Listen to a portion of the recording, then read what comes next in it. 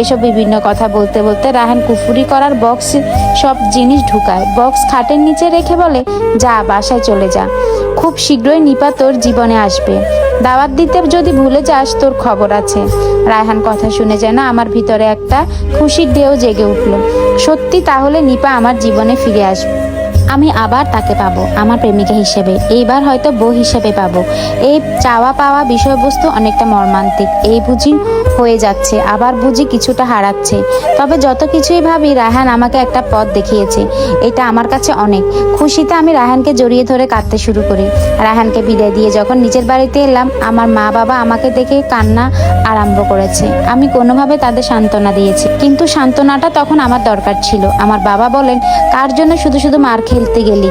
তোকে পাঠিয়ে দেওয়ার পর নিপার বাবা তাড়াহুড়ো করে তখনই নিপাকে বিয়ে দিয়ে দেয়। তুই নাকি বিয়েতে ঝামেলা করবি, সেটি নিপা বলেছে সবাইকে।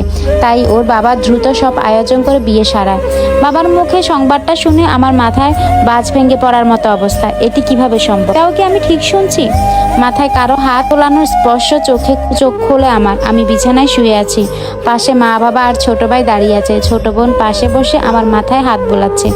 আমি কিছুক্ষণ বুঝতে না পারলেও মনে পড়ে গিয়েছে নিপার কথা। নিপার তো বিয়ে হয়ে গেছে। লাফ মেরে উঠে ফোনের সময় দেখি, তখন রাত 10:30। হায় খোদা, আমার সব শেষ হয়ে যাচ্ছে।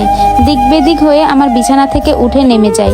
ছোট ভাই সাকিবকে বললাম, বাইক বের কর তাড়াতাড়ি। যদিও আমার কোনো বাইক নেই, ছোট ভাইয়ের বাইক ছিল, তাই তার বাইক বের করতে বললাম। বাইক নিয়ে নিপার শ্বশুর বাড়ি যাব। আমার হাতে একটা বড় লোহা। আজ নিপাকে নিজের হাতে খুন করার ভূত মাথায় চাপে। জানি আপনারা এখন আমাকে পাগল ভাবছেন, তবে বাস্তবতা অনেক ভিন্ন। এই পরিস্থিতিতে যে কোনো ছেলের মস্তিষ্ক ভুল সঠিক দেখায় না, কিন্তু এখন আমি নিজের পাগলামির জন্য শর্মিন্দা হচ্ছি। তবে ওই সময় সেই সেন্সটা আমার ছিল না বললেই চলে। আমি বের হতে হতে এলাকা থেকে আরও 13 জন বন্ধুকে কল করেছি। ওরা বাইক নিয়ে সামনের বাজারে অপেক্ষা করছে। বাজারের নাম এখানে প্রকাশ করছি না। ওদের কারো হাতে ছুরি, কারো হাতে পিস্তল রয়েছে। আমি পুরোপুরি সিদ্ধান্ত নিয়েছি, নিপা অন্যের খাটে যাওয়ার আগে আমার হাতে শেষ নিঃশ্বাস ত্যাগ করবে। আমার প্রায় 1.5 ঘন্টা অতিক্রম করার পর নিপা শ্বশুরবাড়ি পৌঁছাই। আমরা বাইক থেকে নেমে যাকে সামনে পেয়েছি তাকে আঘাত করেছি। পিস্তল নেওয়ার উদ্দেশ্য শুধুমাত্র ভয় দেখানো। আঘাত করেছিলাম লোহা, SS5 এসব দিয়ে। আমি আমার ভাই সহ 4 জন বাড়ির ভেতর ঢুকে যাই। বাসর ঘর সাজানো, রুমের সামনেই ফুলে ভরা। দৌড়ে গিয়ে দরজা লাথি মেরে ভেঙে ফেলেছিলাম। হয়তো এই রাগ মাথায় না থাকলে সারাদিন লাথি মেরেও দরজা ভাঙতে পারতাম না। তবে ওই সময়টাতে কিভাবে ভেঙে ফেলেছি তা এখনও আমি বুঝাতে পারছি না মনকে। আবার হতে পারে দরজা আগ থেকে দুর্বল ছিল। তবে রুমে ঢোকার পর যা দেখেছি তা আমার সমস্ত শরীর কাঁপতে শুরু করেছে। আমার স্থানে আপনি থাকলে কি করতেন? তার মানে এতক্ষণ নিপা তার সতীত্ব শেষ করে দিয়েছে। নিপার অবস্থা ঠিক ছিল না। ওকে ওই অবস্থা দেখে আমার শ্বাস বেড়ে যাচ্ছিল। আমার হাতে থাকা লোহা দিয়ে মন চাচ্ছিল নিজের বুকটাই ছিদ্র করে ফেলি।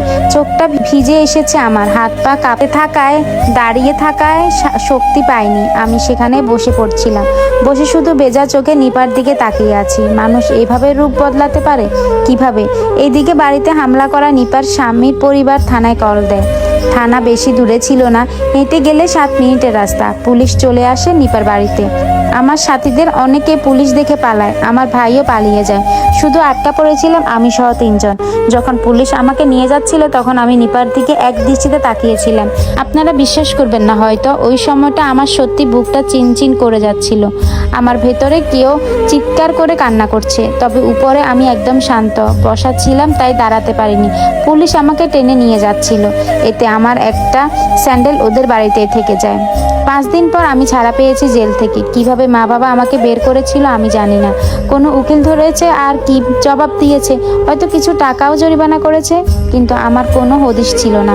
জেলে এই 5 দিন আমি পানি ছাড়া কিছুই খাইনি। কিভাবে খাবো বলেন? আমি এই সময়টা পার করে এসেছি। আমি জানি এটি কতটা ভয়ানক। আমি এইটা জানি ওই সময় আপনি নিজেকে চিনবেন না, আপনার ধ্যান থাকবে ওই মেয়েটির ঘিরে। আমারও কিভাবে 5 দিন কেটেছে আমি জানি না। আমি শুধু তাকে ভাবছিলাম, পুরনো দিনের কথা স্মরণ করছিলাম।